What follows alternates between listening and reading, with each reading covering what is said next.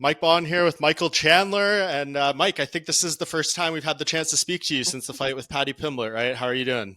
It is, yeah. This is my first interview. Honored. It's been Thank you. good, man. Yeah, I've been good, man. Just enjoying time with the family.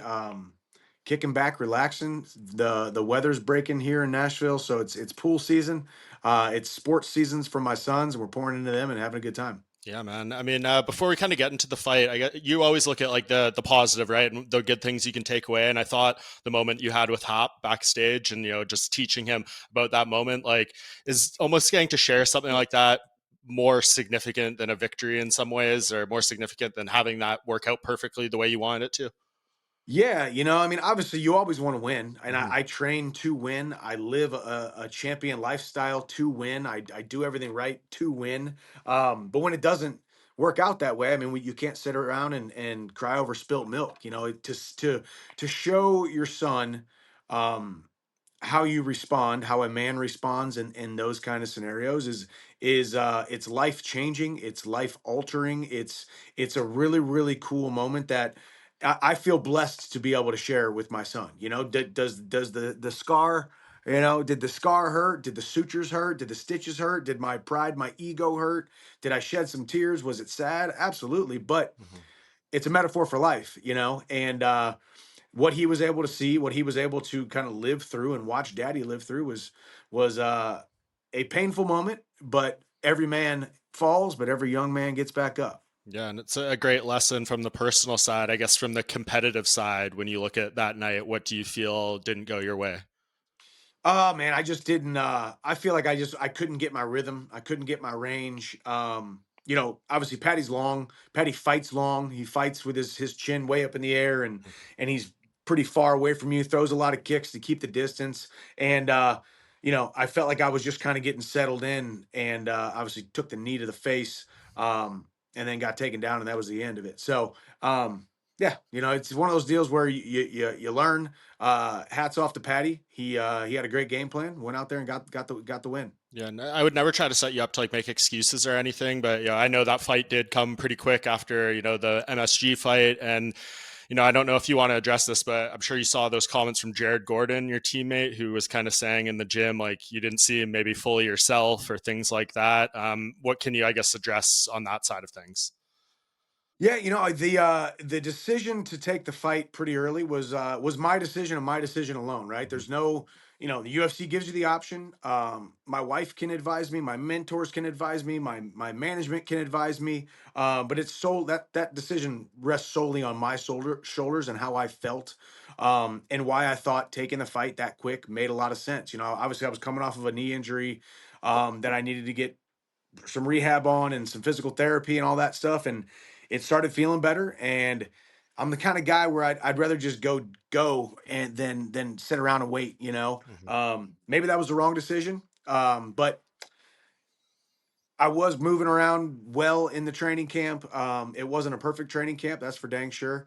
But I went out there and I took an L. No big deal. It's what we do. Yeah, and I mean, you hear Dana speak at the press conference. Like, I feel like he always big ups you. He says you're Arturo Gotti, and he has a home here as long as he wants. So, I mean, how do you guys, I guess, digest the result of that? As far as you laid out what your plans were if it had gone your way. Yeah, I mean, yeah, I'm around for the UFC as long as I want to be. That's their sentiment. I love the UFC. I love getting the opportunity to fight inside the octagon. I'm definitely gonna take a little bit of time off. I'm gonna take the summer off. I've already spoken to the UFC that hey, don't call me for any summer shows. I will show up. I will be a fan. I will do some appearances. I will be a part of the UFC brand, but I need to take a little bit of time off and heal my body up. Um, and then we'll see what's next. There's obviously a ton of different names out there, um ton of possibilities, and we'll see. Yeah, well, we can't ignore the timing of what you dropped this morning on Threads, Michael, company man. I know they have the sponsorship with Threads now. One 2026, Connor. Well, that's my what was really funny is I was sitting around. I was actually sitting around with a buddy, and I was like, we had the same exact anniversary. Mhm. So I looked it up. I was like, I wonder if by chance it's a Saturday, and then maybe the UFC would throw a show on a Saturday. Uh, January 24th is my wife and I's anniversary, and it just so happens to be a Saturday. So I was like, That seems like a let's throw that out there. Yeah. Let's throw that out there. Let's speak it into existence. January, the turn of the new year. Probably a new some kind of new TV deal that these guys are working Yeah. on.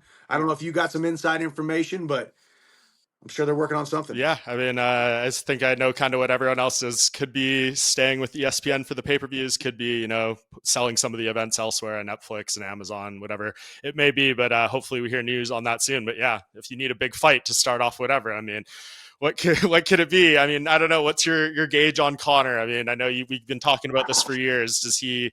I don't really know where his mind is in terms of fighting. Yeah, it's tough, man. Obviously, I get asked about it in over almost every single Yeah. interview, and rightfully so. The Connor Chandler thing just stays alive, right? It was just a couple weeks ago. All of a sudden, he said, Michael Chandler, unfinished Hmm. business.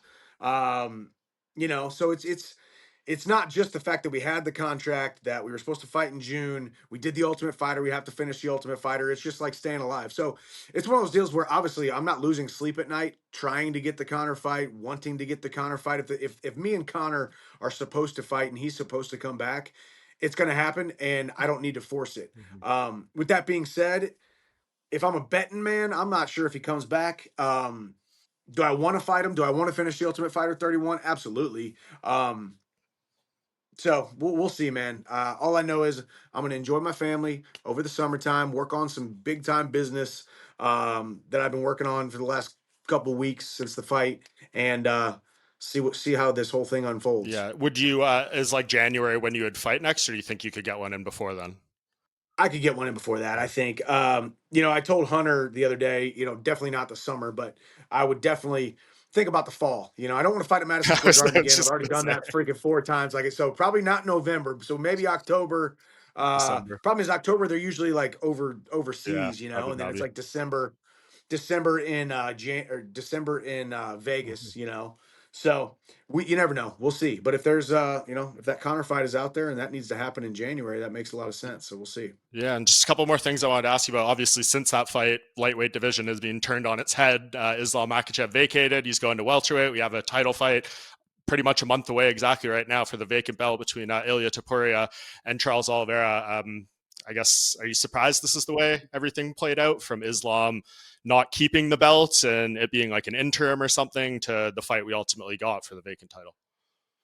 No, I'm not surprised. Yeah. And I think maybe some of those rumors and stuff maybe played into my decision on why I wanted to fight Patty, Mm. why I wanted to get back in there. Obviously, if you look at the timing, I should have had a win against Oliveira. I messed that up. I should have had a win against Patty. I messed that up. I've had these great opportunities and they've just slipped through my fingertips. Mm. So if I would have beat Charles, I would be fighting Ilya for the title right now, But this is the way the sport goes. I'm not surprised at all the craziness that's happening. I'm happy Ilya came up to 155. I'm happy Max is at 155. Mhm. You got Poirier. Shoot, you got Poirier leaving the sport here in the next 6 weeks or whatever it Mhm. is, which is crazy. You got Gaethje, you got Patty. There's a bunch of different stuff going on. So I'll be cage side for that fight to watch it. And we'll see how it plays out. Yeah, who do you think is going to win? Man, it's tough. You don't bet against freaking Charles Oliveira because Right. he's so dang good everywhere, and he's a really hard guy to beat. With that being said, Ilya Taporia's got some crazy power in his hands and crazy accurate strikes.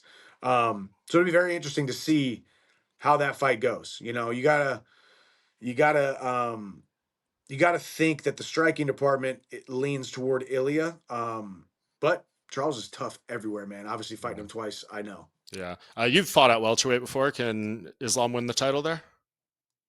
I think he can. I Yeah. think Islam can win the title. I'm looking forward to seeing Usman versus Buckley here in a couple weeks in Yeah. Atlanta. Obviously, you got Jack as the new champ. You got do I see Shavkat's coming back? Shavkat's looking healthy, Yeah, I think you know. so. Sooner So than there's later. that stuff kind of happening. So we'll see. I would love to fight at welterweight. That was the great thing about the Conor fight. When I fight Conor, it's going to be at 170. So I'm very much looking forward to that because I'm tired of cutting weight. Yeah, for sure. I imagine that's been a long lifetime of cutting weight, not only in mixed Since I was martial arts. 14, man. Since I was 14 years old. So I'm done with that stuff. Yeah, for real. But not for the next one. We're at lightweight still for now. Yeah. Okay. Yeah. Cool. Well, Mike, I really appreciate you doing this. I know you've been really busy running around. So, like you said, you'll be present. UFC's coming to Nashville in a few weeks here too. So, I'm sure you'll be everywhere helping promote that event too. Yes, sir, man. Thank you for having me. I appreciate you, All Mike. right. Thank you for the time, Mike. Appreciate you. Yes, sir.